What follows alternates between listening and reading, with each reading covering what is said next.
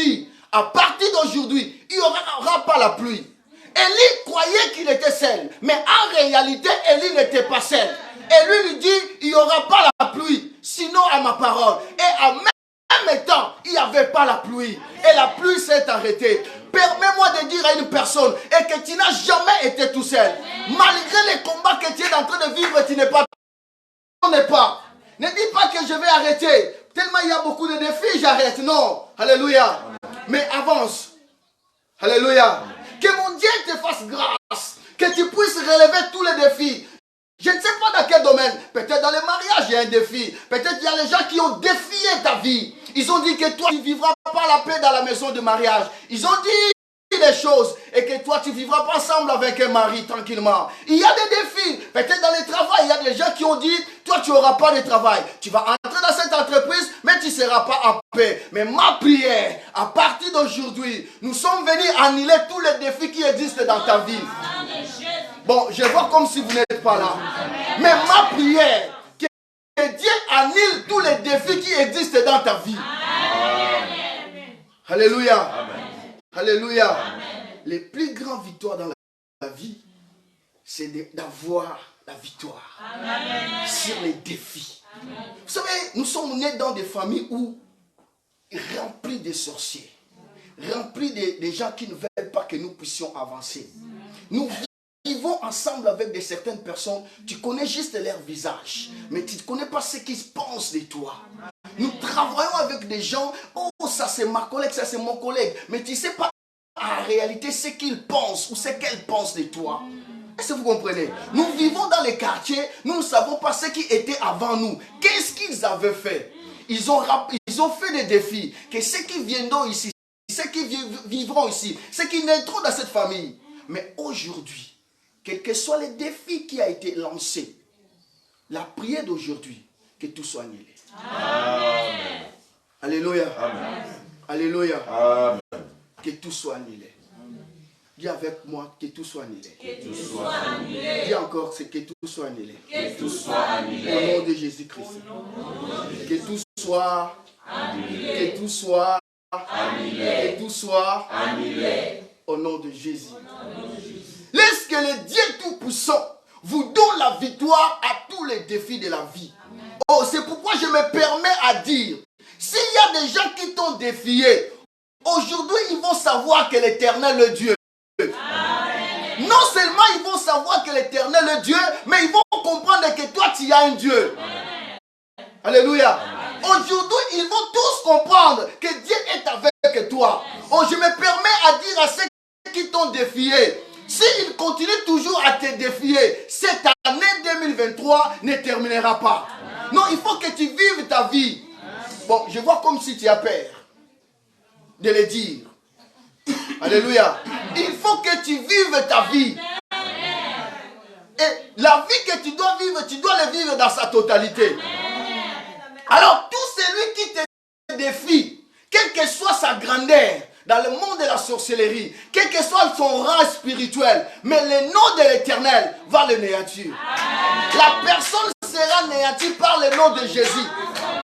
Tu sais pourquoi? Parce que l'Éternel est vivant. Non seulement il est vivant, et que toi aussi tu es un enfant de Dieu. Alléluia. Amen. Que mon Dieu vous donne la victoire sur tous les défis de votre vie. Laisse-moi aller dans le contexte historique, vous allez comprendre. Je suis dans le livre de 1 Roi chapitre 17, le premier verset. 1 Roi chapitre 17, je vais d'abord aller dans le contexte historique, parce que je vois comme si beaucoup de personnes me regardent et ne comprennent pas. Qu'est-ce que cet homme est en train de dire? Le verset premier, la Bible dit ceci. Élie le Tishbite, l'un des habitants des Galates, dit à Akab, Éternel est vivant. Alléluia. Amen. Élie le prophète, il se présente devant Akab et lui dit quoi? L'Éternel est vivant. Alléluia. Amen. Écoute, Akab était dans les moments le plus difficiles. Je ne peux pas dire le plus difficile parce que Akab, il s'est marié avec une femme. La femme, elle s'appelait Jézabel. Jézabel, quand elle est venue, elle a amené ce Dieu.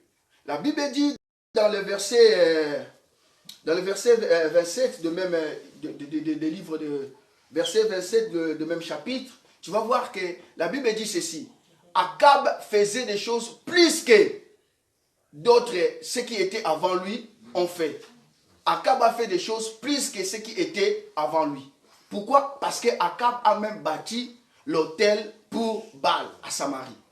Bon, je ne sais pas si vous avez déjà lu ça. Alléluia. Amen. Et à cause de tout cela, Dieu était éloigné de l'Akab. L'idolâtrie était jusqu'au sommet. Jézabel, la femme d'Akab, faisait des buffets avec des prophètes de Baal. Ils venaient, ils mangeaient. Et tout cela ne plaisait pas à l'Éternel. Dieu s'est éloigné. Jézabel et Akab, ils ont tué la plupart des prophètes qui existaient dans les pays.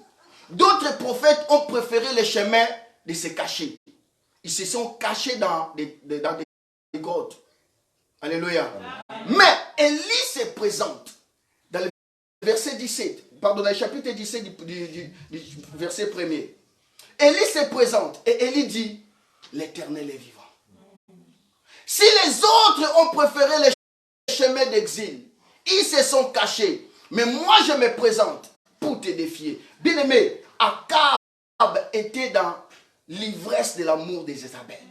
Qui est-il pour venir défier les rois? Parce que l'idolâtrie était jusqu'au sommet. Mais Akab, Élie revient pour dire à Akab, je viens devant toi pour te dire, l'Éternel est vivant. Sinon à ma parole, il n'y aura pas la pluie. Ni rosée, ni pluie. Sinon à qui? À ma parole. Je vous ai dit le dimanche dernier, ce n'est pas Dieu qui a dit, ce n'est pas Dieu qui a demandé à Élie d'aller dire à Akab. C'est Élie lui-même.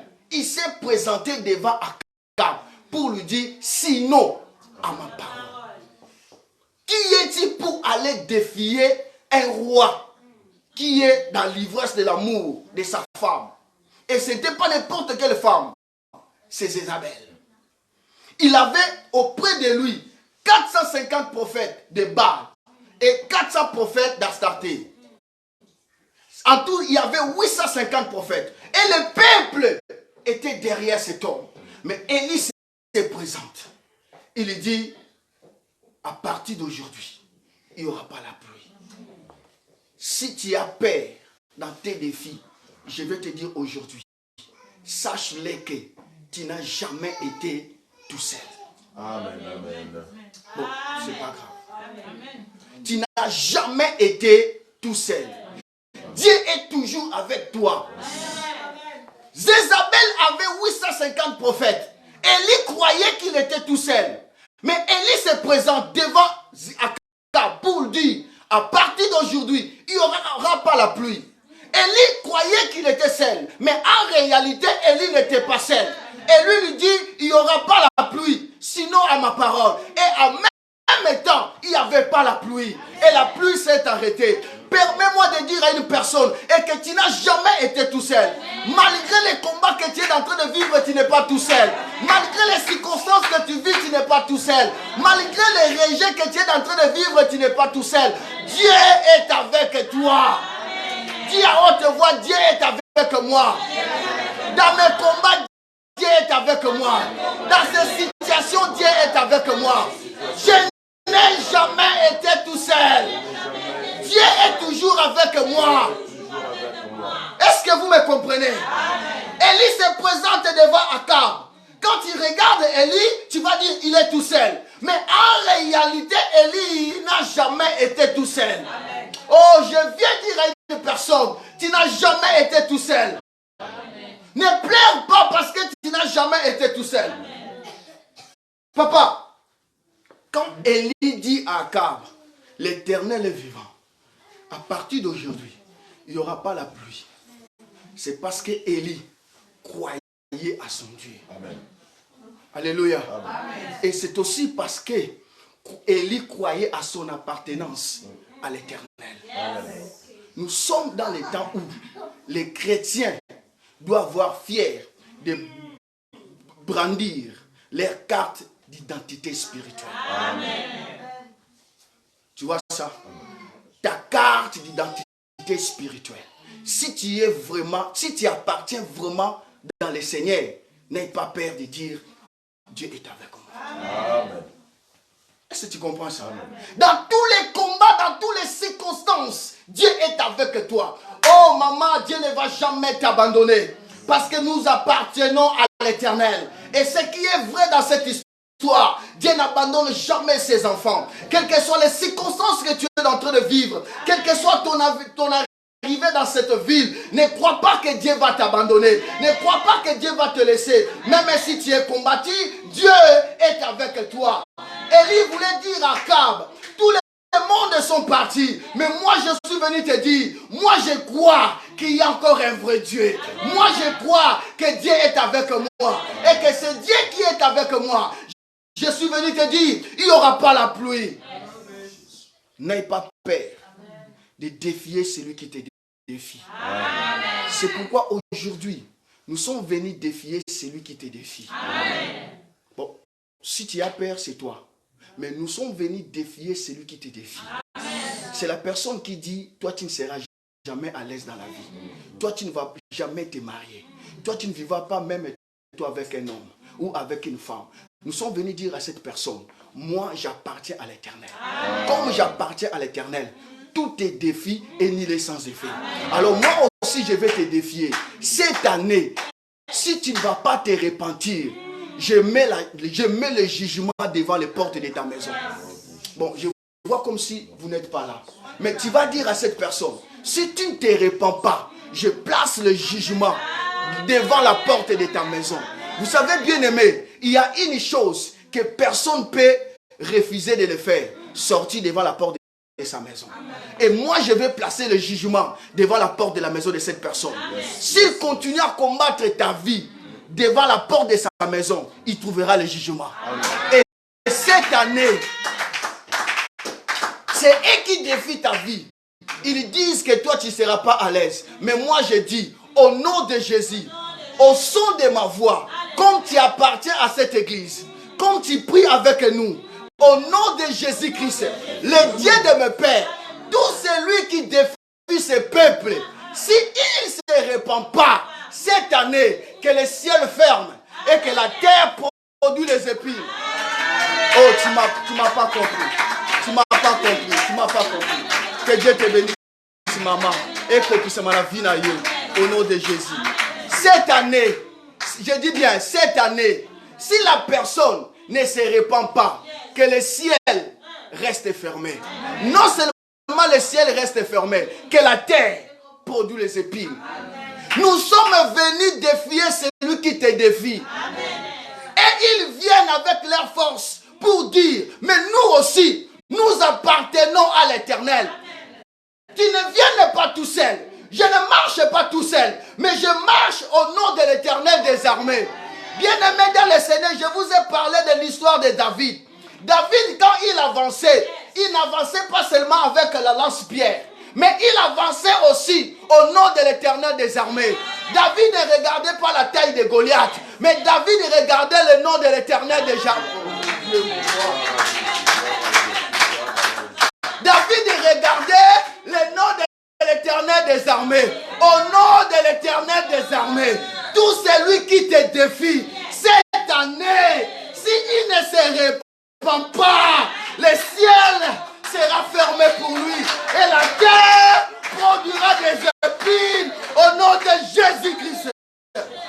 Non, écoute, répétez cette phrase. Cette année, tout celui qui défie ma vie, s'ils ne vont pas se repentir, que le ciel ferme et que la terre produit les épines. Allez, tu as 2 secondes, commence à parler à l'Éternel.